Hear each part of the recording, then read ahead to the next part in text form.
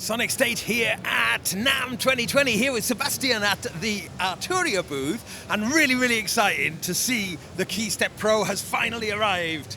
It has. Yeah, I guess this is something that a lot of us probably easily predicted was going to happen at some point, having seen the BeatStep become the BeatStep Pro and the KeyStep, which is a terrific thing, develop into the KeyStep Pro, and now here it is. That's the thing with how we name our instrument, is that there's no surprise anymore. No surprise. People expect stuff. Yeah. So I guess the thing is, straight away, looking at the KeyStep Pro, the family heritage of the BeatStep Pro is apparent with these coloured sort of sections here. Yeah. Can you just give us like an overview of basically what we're looking at? Definitely. So let's start with more of a, as a controller, and we'll move to the sequencer part, because all these instruments in the step range are both at the same time. You know, like good MIDI controllers, and sometimes deep and sometimes more simple sequencers. Okay. So as a controller, 37 keys, velocity and aftertouch, LEDs above the key that show you which track is currently playing, and then in terms of connectivity, 4 voices of CV and gate and velocity. Velocity or mod, you can send aftertouch or the mod wheel, or I still need to figure out which of the different outputs we need to have. Currently it's velocity and aftertouch, right? But yeah, pitch, gate, velocity, these can either be like one output for each track, or you can create polyphonic CV. So like you have 3 monophonic synth, or 4, or 2, or whatever, connect them to the same track, and then we'll distribute the voices to the different outputs. Okay, so, you know, we see a lot more polyphonic Eurorack modules, or just like using your monosynth in a different, more creative way. Moving on, we have 8 drum gates over here. We name them drum gates, but it's basically gate outputs. You can use it for anything you want to do. You can clock LFOs, you can trigger envelopes, you can trigger drums. I'm using one of them to trigger a plus module. And this is exclusively tied into track 1 then, the green track? It is. I'll get to that, but yeah, the first track can be in drum mode. All 4 tracks can be in melodic sequencer mode, like 16 voices of polyphony. But these gates are for the 8 first drum instruments of the first track. And this will be familiar to users of the BeatStep Pro then? It will. Yeah, definitely. Same thing. Clock in and out with a separate reset out. We used to have it as a TRS, except on Mini Brute 2, where it was also a separate reset out. It's a lot easier when you use Eurorack modules, which usually don't handle TRS signals. MIDI, 2 physical MIDI outputs with DIN connectors, a MIDI input. The metronome. So there's a metronome, you activate it, shift, okay? And it has a line output, and it has a small detent level for the piezo speaker that is right here. It is a small speaker for the metronome. A little metronome speaker. Yeah. Okay, yeah. Very cool. It's very handy when you just want to start jamming from the KeyStep Pro, because we wanted this to be kind of the, you know, your jam machine when you connect to a lot of gear. It made a lot of sense to have it both in line, so you can, like currently I'm sending it to the audio fuse, but you would use it with a mixer or whatever, some with the rest of the signals, or to use the internal piezo. And cool. Then sustain pedal input, USB for a computer connection, DC power. It can be USB powered. Take it out, it still works. Kind of dims the LEDs, but you can still get it fully functional.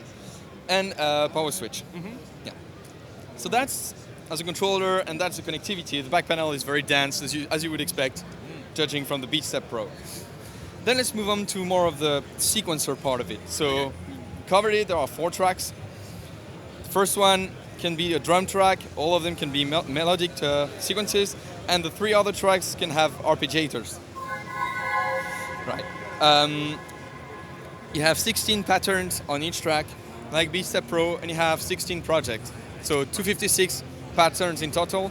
Within a project, you can either load a single pattern, you can build chains of patterns, up to 16 patterns, and then you have scenes, something that we developed on BeatStep Pro 2.0, where you can take a snapshot of whichever patterns or scenes are playing at a given time on all 4 tracks, and kind of store that so that you can recall it afterwards. Right. So you could use the scenes to do like your intro, then build up and all of that, and load longer chains or actual patterns depending on what you need. And I'm assuming then that the MIDI control center that other Arturia devices use is going to have a similar thing where you could actually use it as a librarian for your sequences. Yes, Yes, there's no sequence editor. But yeah, the MIDI control center is pretty basic, and all because we have a small OLED display over here. Okay. Using the utility, I still haven't ordered the controls in here, but you get access to everything that you can set up on the unit directly. So that's kind of new to these controllers then. It is. Yeah. It is. Yeah. Okay. Yeah, it's And the that- same display we use on Microfreak. So that reduces the need so much to use the computer to get out some of the facilities. Which makes a lot of Makes sense. a lot of on sense. Something that is so designed for like dual-based operation. for Excellent. example. Yeah. Appreciate that. Great. Let's talk about more editing and recording of a Okay. sequence. So, to record a sequence, let's say there are 3 important buttons for sequence recording: the record button, the overdub button, and the step edit button. So these 2, step edit and record, are exclusive. One is for real-time recording, and one is for step editing. So, what do I have here? Activate the metronome.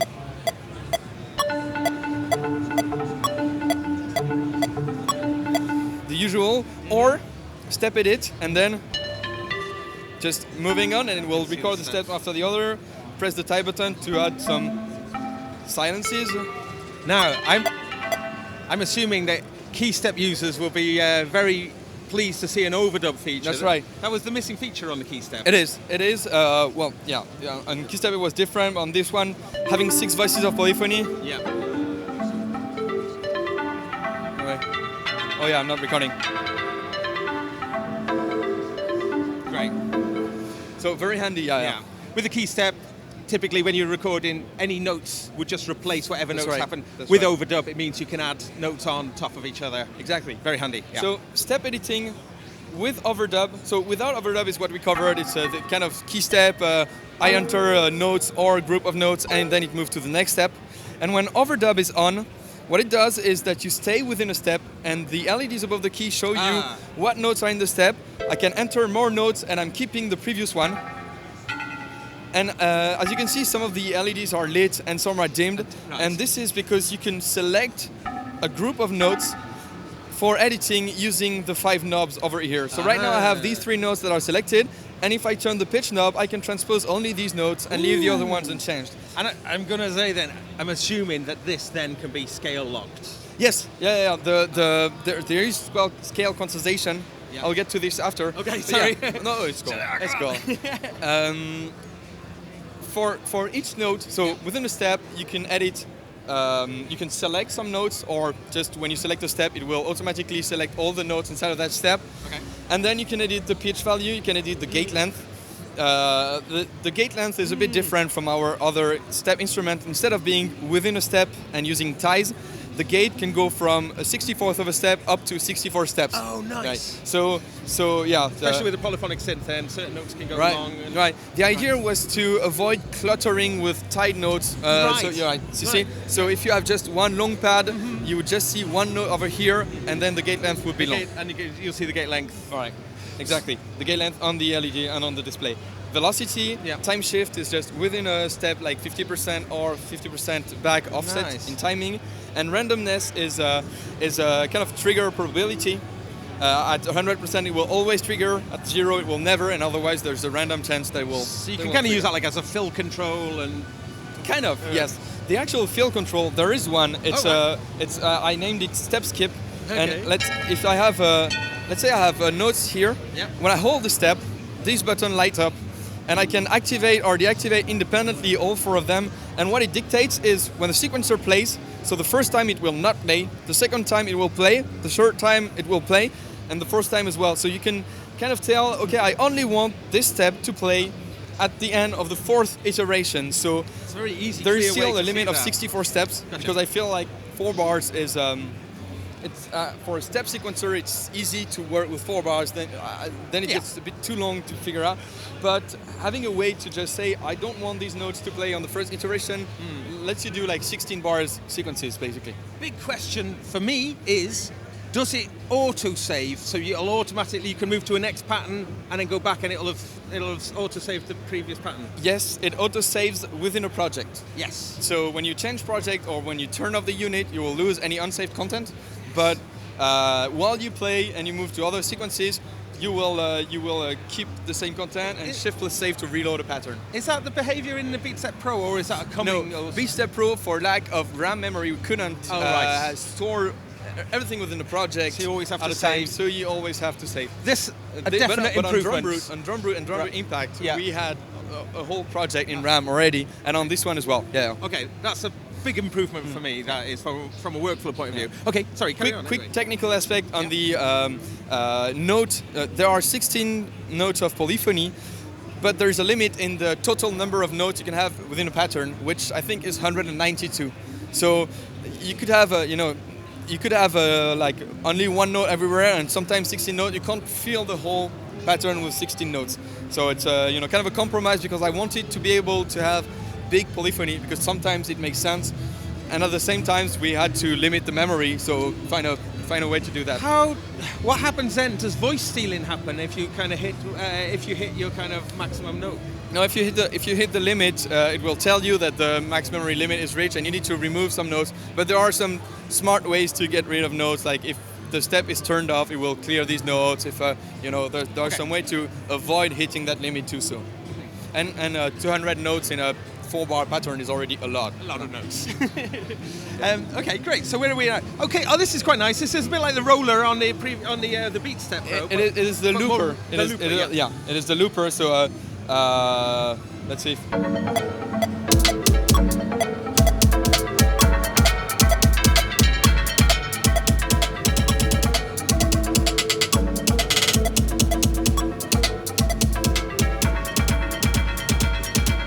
Right. Nice. So yeah, something same as BeatStep Pro. I put it right here, so it's just another. Is that selectable per track? No, currently it plays the whole thing together. Yeah, I had this request yesterday. It does make sense to be able to select which track loop, but currently it's a global effect like BeatStep Pro. Okay. But we did see over the lifespan of the BeatStep Pro significant developments, and I'm guessing we'll probably see that there's a lot of scope with this. These are instruments that can evolve. Having a display means that it's easier to add features without having too many key combos that are not labeled, so that's great as well. But yeah, I mean, the great thing is the version 1 of this instrument will already have a lot of functionality. Yeah, you can see. It's quite deep. Yeah. Some of the things we still haven't covered. So we were on the editing of the sequences. Here on the 16 steps, we have functions for the pattern. So you can clear the whole pattern, revert to like 16 steps, 1/16 time division, so kind of a reset. Clear steps just removes the content of the steps and keep all the settings. I'm just going to mention though, these are all shift functions, Right. written in Hold blue. shift, So, yeah, right. Hold shift and then press the steps to activate them. Nudge the sequence, so one step forward or backward. Invert the sequence, so last step becomes the first step. Transpose by semitones, by octaves. Quantize, there's unquantized recording, so then you can do quantize at 50% or 100%. You can randomize the order of steps. You can randomize the notes, which works great, especially when you quantize to a scale. You can randomize the octaves. And then on the keys, we also have shift functions for all the keys, but in that case, these are more like settings for how it's going to play. Like sequencer pattern, is it going to play in forward, in random, or in drunken walk, like move forward or backward. You see, sequencer or drum mode, either monophonic for the melodic sequencer or polyphonic, and for the drum mode, it's either all the tracks share the same length or polyrhythm. Our patterns are octaves, time divisions for the sequencer and the arpeggiator, and scale quantization. So chromatic, major, minor, Dorian, Mixolydian, harmonic minor, and blues. You can set the root note. So if I select blues, hold root note, and then use the first octave over here to select what my root note is. And then user scales, hold shift, press user, and now the first octave over here lets me activate or deactivate. Fantastic. Notes. Really quick. That's very cool. So a question I've got then is, obviously each of these tracks has a functionality of being either a sequencer or an arpeggiator. If you did have like sequence programmed, if you flipped to the arp, did some arpeggio, can you then drop back to the sequencer and the sequencer notes still remain? Yeah, they will remain. Yeah, that's right. Okay, that's really cool. That's right. Yeah. Okay, very good. Yeah, there's a small note LED that tells you if something is playing. You can mute each track. For the drum sequencer, you can do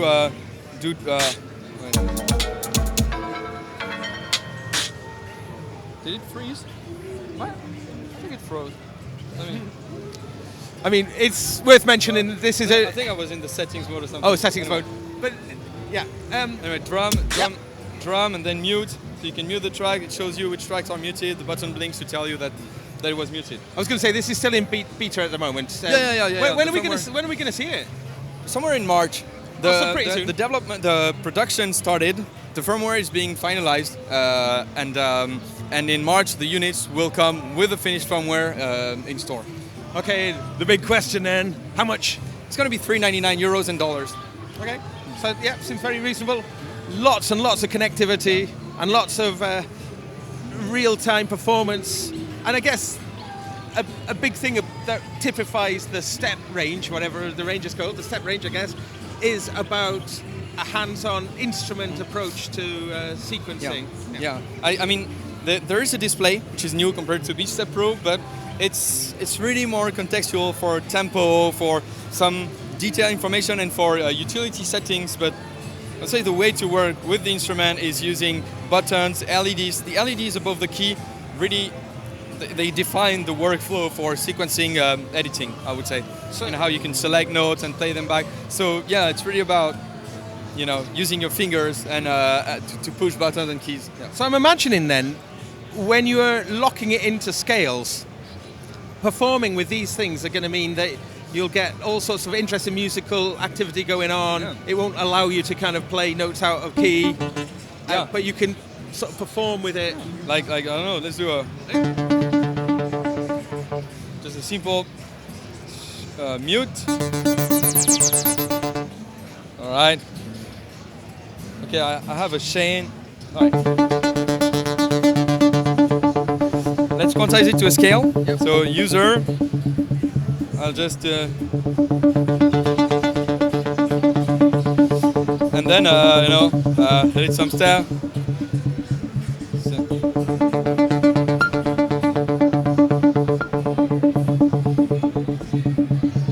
What's going on?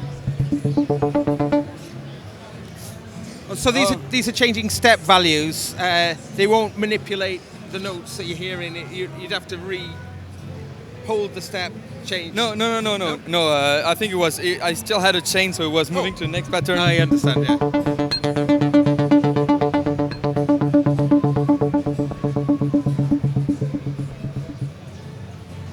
I have no idea what it moves out of the. Oh, okay. Well, I mean, we are still in beta, yeah. So that's fine. Okay, that's cool. No, it's just it's quite interesting having these as performable controls, and certainly opens up a really exciting live manipulation. Are the scales locked per track or per project or per?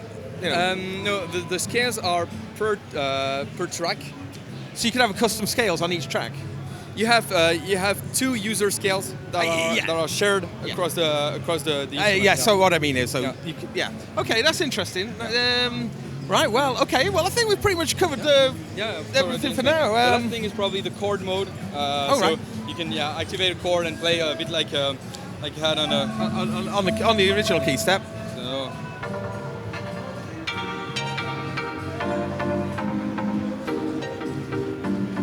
Can you make those chords work to scales? Yes, the chords are before the scale. So if I just set the user scale and activate some notes, it will just. Nice. So the chords are following the rules of the scale. Yeah, the scale is at the very end, so that everything remains in the key that you're playing with. Amazing. Well, I think it's a surefire hit. I'm sure it's going to do very well indeed. Thank you ever so much for showing it us. Cool. And great. Thanks, Sebastian. Thanks. Yeah.